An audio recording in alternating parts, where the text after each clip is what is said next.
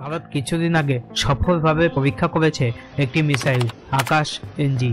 এটি একটি surface two air missile.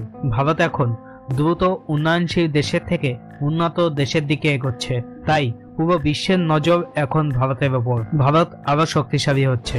শক্তিশালীর দিক থেকে বর্তমানে ভারত বিশ্বের চতুর্থ স্থানে রয়েছে।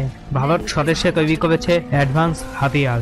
শত্রু দেশগুলিকে দমিয়ে রাখতে তৈরি করেছে আরো উন্নত এয়ারক্রাফট, মিসাইল, যুদ্ধজাহাজ ও এয়ারক্রাফট ক্যারিয়ার, যা পাল্টে দিচ্ছে ভারতের যুদ্ধের রণনীতি। এমনই সব ভিডিও দেখার জন্য চ্যানেলটিকে সাবস্ক্রাইব করুন। আপনার একটি ক্লিক পরের ভিডিও তৈরির জন্য উৎসাহিত করে। ভারত এবার তৈরি করেছে এয়ার ডিফেন্স সিস্টেম আকাশ এনজি। এই মিসাইল ব্যবহার করা হবে শত্রু দেশগুলির থেকে উড়ে আসা যুদ্ধ বিমান, হেলিকপ্টার ও মিসাইল ধ্বংস করতে। আমরা দেখেছি ইসরায়েল ও হামাসের যুদ্ধের সময় হামাস হঠাৎ প্রায় ৫,০০০ রকেট হামলা করে ইসরায়েলের উপর। ইসরায়েলের এয়ার ডিফেন্স সিস্টেম হামাসের মিসাইলগুলিকে লক্ষ্য করে ধ্বংস করে। এমনই এয়ার ডিফেন্স সিস্টেমের মিসাইল হলো আকাশ এনজি। ২০০৯ সালে ২.৫ কোটি টাকা খরচ করে তৈরি করা হয় আকাশ মিসাইল এয়ার ডিফেন্স সিস্টেম।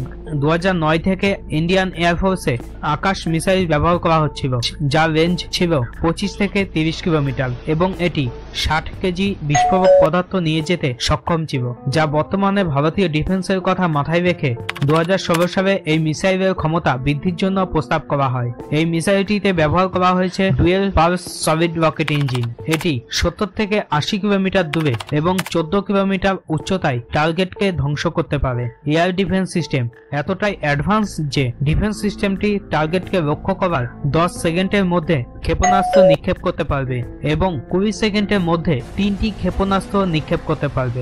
দুটি স্ট্যাক পুনরায় লোড করতে ১০ মিনিটের কম সময় লাগে। ডিফেন্স সিস্টেমের যানবাহন থেকে ফায়ার মোডে আসতে ২০ মিনিটের কম সময় লাগে। ২০২১ সালে এই অ্যাডভান্স ডিফেন্স সিস্টেম ডিজাইন করেছে ডিআরডিও এবং তৈরি করেছে বিডিএল, ভারত ডাইনামিক লিমিটেড এবং ভারত ইলেকট্রনিক। ২০২১ সালের ১২ ওড়িশার উপকূলে সফলভাবে পরীক্ষা করা হয় এই আকাশ এনজি মিসাইল। এই পরীক্ষা ছিল একটি চ্যালেঞ্জিং পরিস্থিতিতে।